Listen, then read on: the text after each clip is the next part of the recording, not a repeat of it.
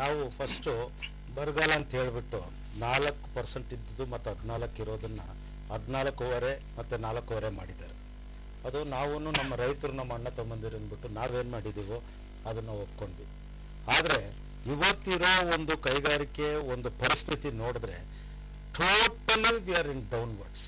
ಕೈಗಾರಿಕೆ ಹೌದ್ರಿ, ಎಕಾನಮಿಗೆ ಭಾಳ ನೊಂದು ನಾವಿದ್ದೀವಿ. ಯಾಕೆಂದರೆ ಇಂಟ್ರೆಸ್ಟ್ ರೇಟು ಜಾಸ್ತಿ ಇದೆ, ಲ್ಯಾಂಡ್ ರೇಟು ಜಾಸ್ತಿ ಇದೆ. ಇದರಲ್ಲಿ ಬಂದುಬಿಟ್ಟು ಕಾಂಪಿಟೇಷನ್ ಸಿವಿಯರ್ ಆಗಿರೋದ್ರಿಂದ ನಾವು ಬಂದು ಯಾರ ಹತ್ರ ಕಾಂಪೀಟ್ ಮಾಡಿ ನಾವು ಮಾರೋಕ್ಕಾಗ್ತಿಲ್ಲ.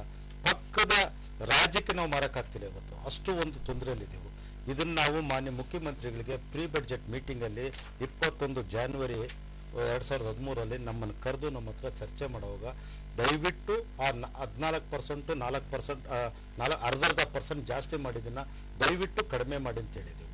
ಕ್ಷಮಿಸಬೇಕು, 14 ಮತ್ತು 5% ಇದ್ದಿದ್ದು 14.5 5.5 ಆಗಿದೆ. ಈಗ ಅದು ಮತ್ತೆ 14.5ಕ್ಕೆ ತಗೊಂಬನ್ನಿ ಅಂತ ಹೇಳಿದೆವು.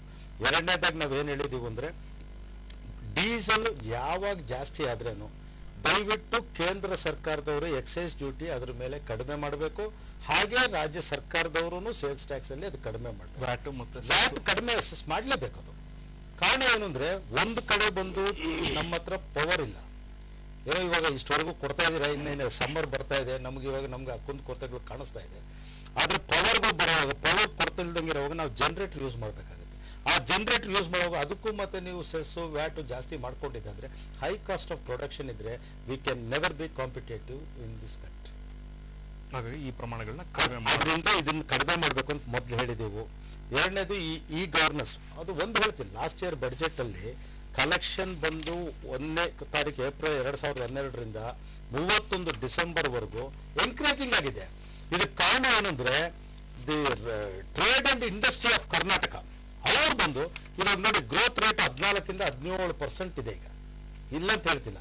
ರಾಜ್ಯ ಸರ್ಕಾರದಲ್ಲಿ ಇನ್ಸ್ಟೆಬಿಲಿಟಿ ಗವರ್ಮೆಂಟಲ್ಲಿ ಇದ್ದರೆ ಕೂಡ I think so the officials and even the government ಸರ್ಕಾರದಲ್ಲಿ ಕೂಡ they are trying their best. But we are giving you the result. ಇವಾಗ ನೋಡಿ ಸೇಲ್ಸ್ ಟ್ಯಾಕ್ಸ್ ಹೋಗಿದ್ದ ವರ್ಷ 27,200 ಕೋಟಿ ನೀವು ಎಸ್ಟಿಮೇಟ್ ಮಾಡಿದ್ರು ವ್ಯಾಟ್ ಕಲೆಕ್ಷನ್. ನಾವು ಟ್ರೇಡ್ ಆ್ಯಂಡ್ ಇಂಡಸ್ಟ್ರಿ 27,900 ಕೋಟಿ ಕೊಟ್ಟಿದ್ರು. ದಟ್ ಮೀನ್ಸ್ ಕಂಪ್ಲೇಂಟ್ಸ್ ರಿಪೋರ್ಟ್ ಭಾಳ ಚೆನ್ನಾಗಿದೆ ಕರ್ನಾಟಕದಲ್ಲಿ.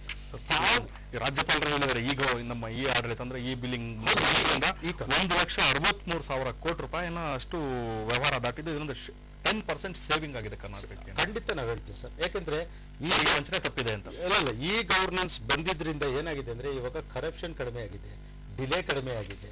In fact everything is transparent. ಈಗ ತೆರಿಗೆ ವಂಚನೆ ಮಾಡಕ್ಕಾಗ್ತದೆ. ಏನು ನಕಲಿ ಬಿಲ್ಲು ಏನು ಮಾಡಕ್ಕೆ 97% 90% ಎಫಿಷಿಯನ್ಸಿ